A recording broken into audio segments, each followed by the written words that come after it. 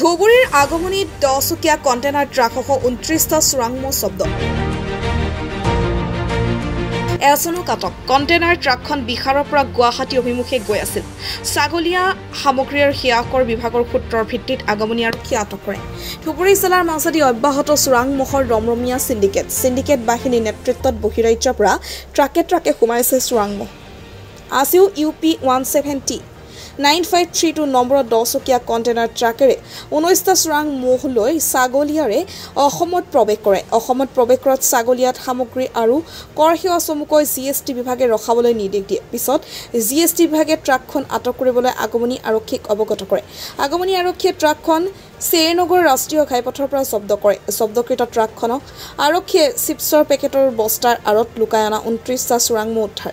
অৱশ্যে আৰক্ষীয়ে ট্ৰাকখন জব্দ কৰাৰ পূৰ্বে চালক হেণ্ডিমেনসহ 3জনকৈ পলায়ন কৰে।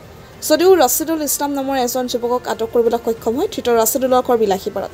ছাগলীৰে মহৰ সিন্ডিকেট চলোৱা বাহিনীক নাকি লগাবলৈ জিলাখনৰ নতুনকৈ যোগদান কৰা আৰক্ষী অধীক্ষকে কিমান দূৰ সক্ষম হ'ব?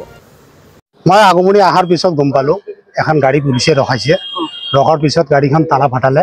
তালা ফটাৰ পিছত মহ ওলালে 29টা মান আৰু এজন মানুহ ধৰিছিলে আৰু অফিচাৰো আছে লগত, পুলিচ ট্ৰাফিকো আছে লগত।